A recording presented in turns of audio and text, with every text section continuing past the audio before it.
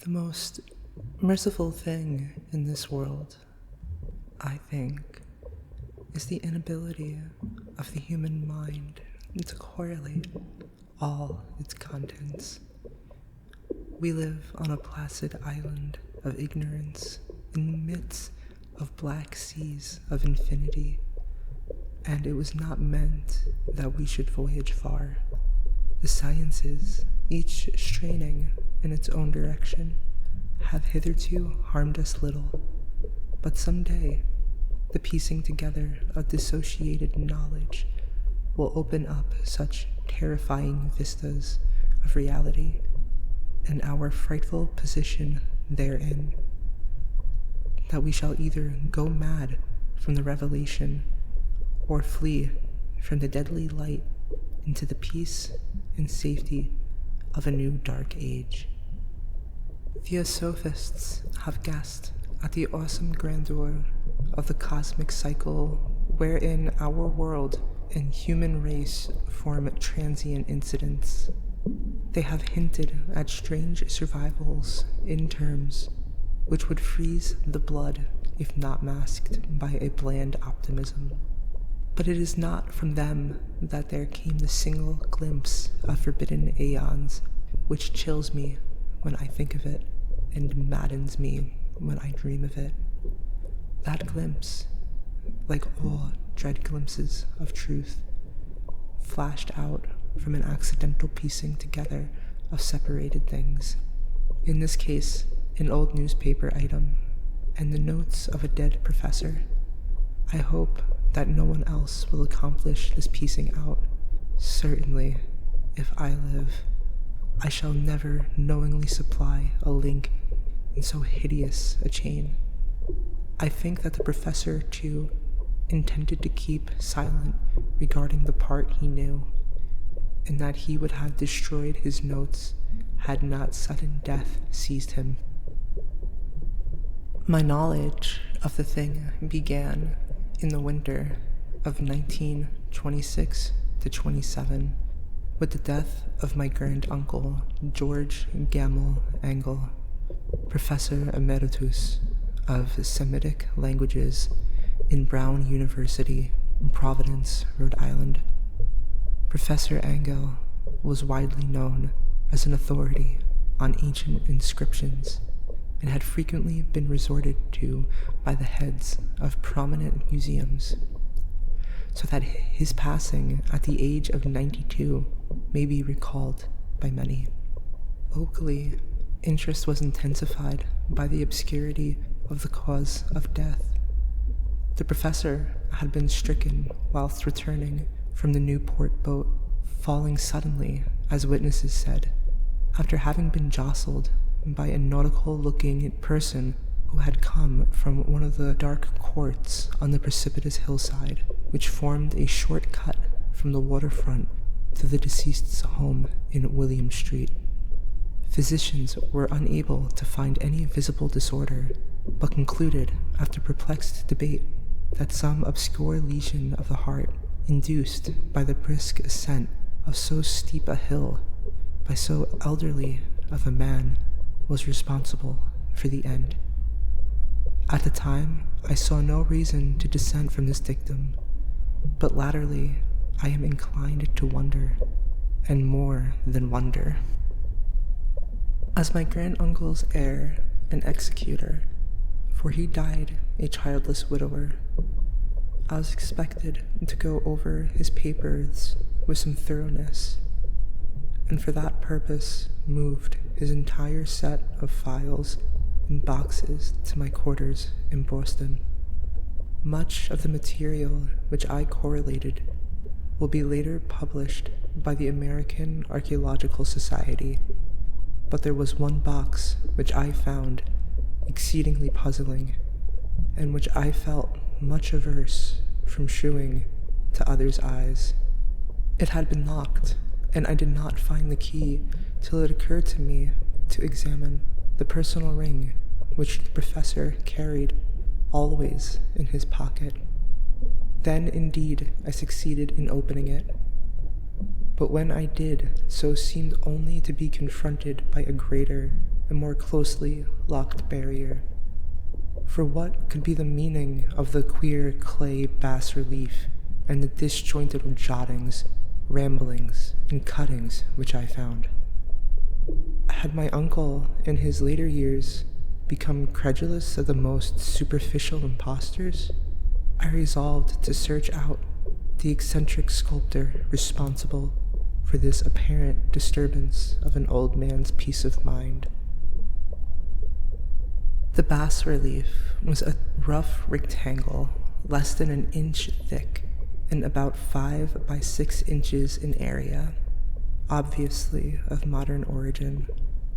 Its designs, however, were far from modern in atmosphere and suggestion, for although the vagaries of Cubism and Futurism are many and wild, they do not often reproduce that cryptic regularity which lurks in prehistoric writing, and writing of some kind the bulk of these designs seemed certainly to be, though my memory, despite much familiarity with the papers and collections of my uncle, failed in any way to identify this particular species, or even to hint at its remotest affiliations.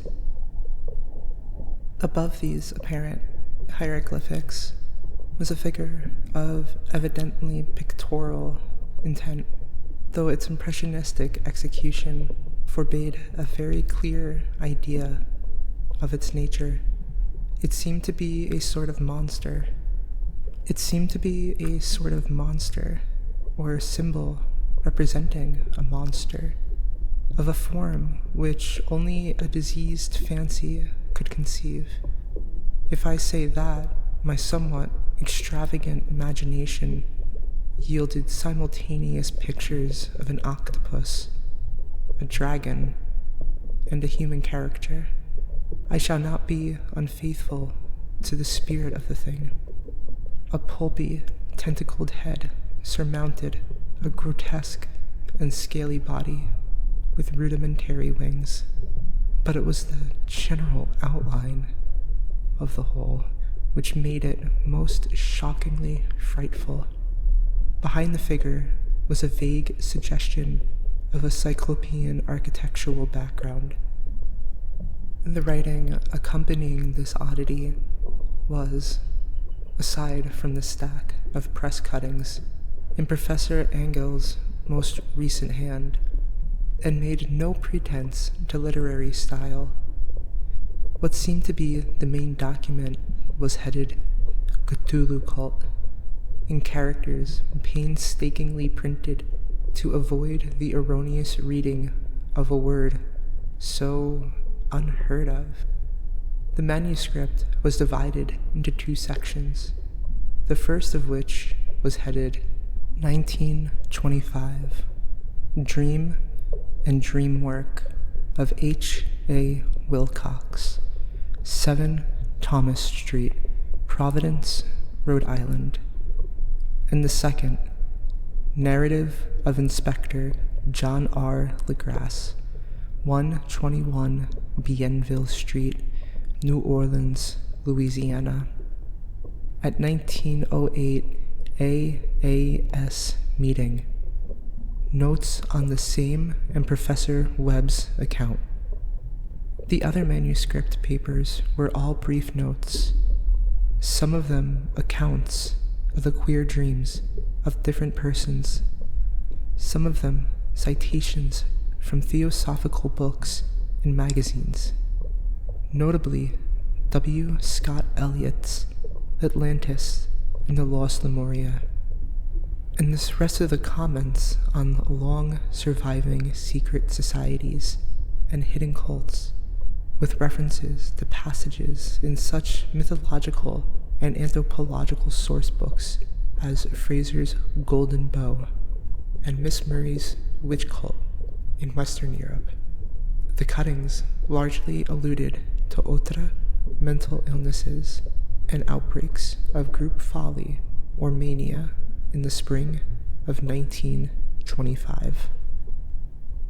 The first half of the principal manuscript told a very peculiar tale.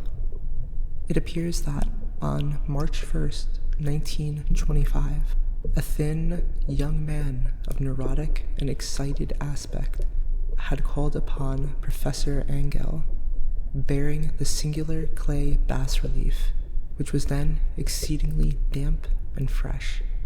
His card bore the name of Henry Anthony Wilcox, and my uncle had recognized him as the youngest son of an excellent family slightly known to him, who had latterly been studying sculpture at the Rhode Island School of Design and living alone at the Fleur de Lis building near that institution. Wilcox was a precocious youth of known genius but great eccentricity, and had from childhood excited attention through the strange stories and odd dreams he was in the habit of relating. He called himself psychically hypersensitive, but the staid folk of the ancient commercial city dismissed him as merely weird. Never mingling much with his kind, he had dropped gradually from the social visibility and was now known only to a small group of aesthetes from the other town. Even the Providence Art Club, anxious to preserve its conservatism, had found him quite hopeless. On the occasion of the visit ran the professor's manuscript. The sculptor abruptly asked for the benefit of his host's archaeological knowledge in identifying the hieroglyphics of the bas-relief. He spoke in a dreamy, stilted manner which suggested pose and alienated sympathy, and my uncle shewed some sharpness in replying, for the conspicuous freshness of the tablet implied kinship with anything but archaeology. Young Wilcox's rejoinder, which impressed my uncle enough to make him recall and record it verbatim, was a fantastically poetic cast, which must have typified his whole conversation, and which I had since found highly characteristic of him. He said, "It is new, indeed, for I made it last night in a dream of strange cities, and dreams are older than brooding Tyre, or the contemplative Sphinx, or garden-girdled Babylon." It was then that he began that rambling tale which suddenly played upon a sleeping memory and won the fevered interest of my uncle. There had been a slight earthquake tremor the night before, the most considerable felt in New England for some years, and Wilcox's imagination had been keenly affected. Upon retiring, he had had an unprecedented dream of great cyclopean cities, of Titan blocks and sky-flung monoliths, all dripping with green ooze and sinister with latent horror. Hieroglyphics had covered the walls and pillars, and from some undetermined point below had come a voice that was not a voice, a chaotic sensation which only fancy could transmute into sound, but which he attempted to render by the almost unpronounceable jumble of letters. Cthulhu. This verbal jumble was the key to the recollection which excited and disturbed Professor Angel. He questioned the sculptor with scientific minuteness, and studied with almost frantic intensity the bas-relief of which the youth had found himself working, chilled and clad only in his nightclothes, when waking had stolen bewilderingly over him. My uncle blamed his old age. Wilcox after said for his slowness and recognizing both hieroglyphics and pictorial design. Many of his questions seemed highly out of place to his visitor, especially those which tried to connect the latter with strange cults or societies, and Wilcox could not understand the repeated promises of silence which he was offered in exchange for an admission of membership in some widespread mystical or paganly religious body. When Professor Angel became convinced that the sculptor was indeed ignorant of any cult or system of cryptic lore, he besieged his visitor with demands for future reports of dreams. This bore regular fruit, for after the first interview, the manuscript records daily calls of the young man, during which he related startling fragments of nocturnal imagery, whose burden was always some terrible cyclopean vista of dark and dripping stone, with a subterranean voice or intelligence shouting monotonously in enigmatical sense impacts, uninscribable save as gibberish. The two sounds most frequently repeated are those rendered by the letters Cthulhu and Raile. On March 23rd, the manuscript continued. Wilcox failed to appear, and inquiries at his quarters revealed that he had been stricken with an obscure sort of fever and taken to the home of his family in Waterman Street. He had cried out in the night, arousing several other artists in the building, and had manifested then only alternations of unconsciousness and delirium. My uncle at once telephoned the family, and from that time forward kept close watch of the case, calling often at the Thayer Street office of Dr. Toby, whom he learned to be in charge. The youth's febrile mind, apparently, was dwelling on strange things, and the doctor shuddered now and then as he spoke of them. They included not only a repetition of what he had formerly dreamed, but touched wildly on a gigantic thing miles high, which walked or lumbered about. He at no time fully described this object, but occasionally frantic words, as repeated by Dr. Toby, convinced the professor that it must be identical with the nameless monstrosity he had sought to depict in his dream sculpture. Reference to this object, the doctor added, was invariably a prelude to the young man's subsidence into lethargy. His temperature, oddly enough, was not greatly above normal, but his whole condition was otherwise, such as to suggest true fever rather than mental disorder. On April 2nd, at about 3 p.m., every trace of Wilcox's malady suddenly ceased. He sat upright in bed, astonished to find himself at home, and completely ignorant of what had happened in dream or reality since the night of March 22nd. Pronounced well by his physician, he returned to his quarters in 3 days, but to Professor Angel he was of no further assistance. All traces of strange dreaming had vanished with his recovery, and my uncle kept no record of his night thoughts after a week of pointless and irrelevant accounts of thoroughly usual visions.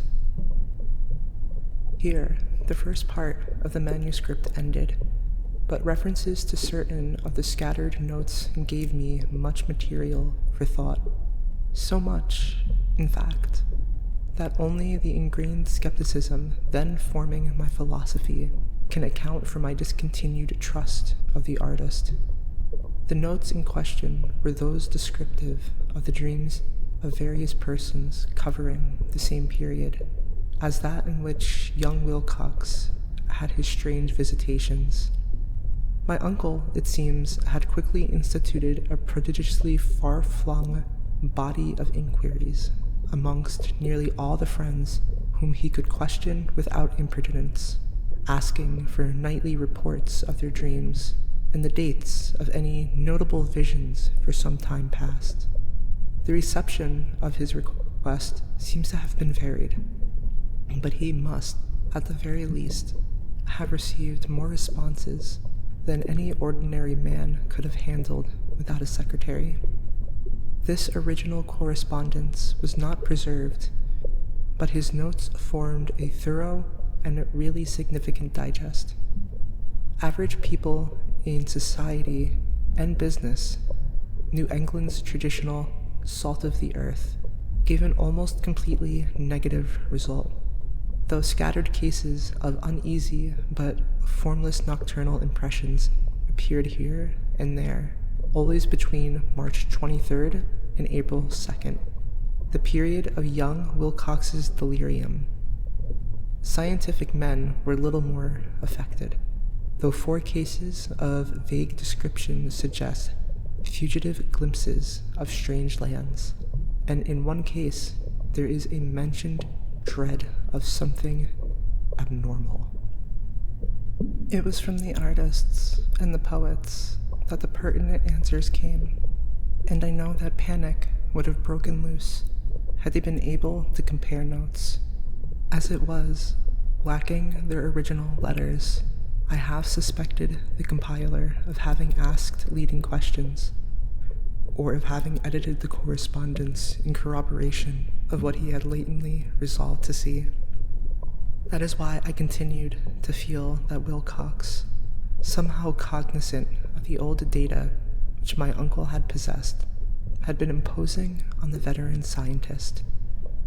These responses from Astites told a disturbing tale. From February 28th to April 2nd, a large proportion of them had dreamed very bizarre things, the intensity of the dreams being immeasurably the stronger during the period of the sculptor's delirium. Over a fourth of those who reported anything reported scenes and half-sounds not unlike those which Wilcox had described, and some of the dreamers confessed acute fear of the gigantic nameless thing visible toward the last. One case, which the note describes with emphasis, was very sad. The subject, a widely known architect with leanings toward theosophy and occultism, went violently insane on the date of the young Wilcox's seizure and expired several months later after incessant screamings to be saved from some escaped denizen of hell. Had my uncle referred to these cases by name instead of merely by number, I should have attempted some corroboration and personal investigation.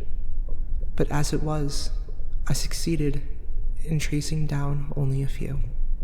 All of these, however, bore out the notes in full. I have often wondered if all the objects of the professor's questioning felt as puzzled as did this fraction.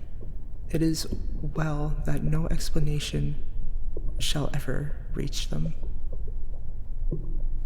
The press cuttings, as I have intimated, touched on cases of panic, mania, and eccentricity during the given period. Professor Angell must have employed a cutting bureau, for the number of extracts was tremendous, and the sources scattered throughout the globe. He was a nocturnal suicide in London, where a lone sleeper had leaped from a window after a shocking cry. Here, likewise, in a rambling letter to the editor of a paper in South America, where a fanatic deduces a dire future from visions he has seen, a despatch from California describes a theosophist colony as donning white robes en masse for some glorious fulfillment, which never arrives, whilst items from India speak guardedly of serious native unrest toward the end of March. Voodoo orgies multiply in Haiti, and African outposts report ominous mutterings. American officers in the Philippines find certain tribes bothersome about this time, and the New York policemen are mobbed by hysterical Levantines on the night of March 22nd to 23rd. The west of Ireland, too, is full of wild rumor and legendary, and a fantastic painter named Ardois Bonneau hangs a blasphemous dream landscape in the Paris Spring Salon of 1926. And so numerous are the recorded troubles in insane asylums that only a miracle could have stopped the medical fraternity from noting strange parallelisms and drawing mystified conclusions. A weird bunch of cuttings, all told, and I can at this date scarcely envisage the callous rationalism with which I set them aside. But I was then convinced that young Wilcox had known of the older matters mentioned by the professor.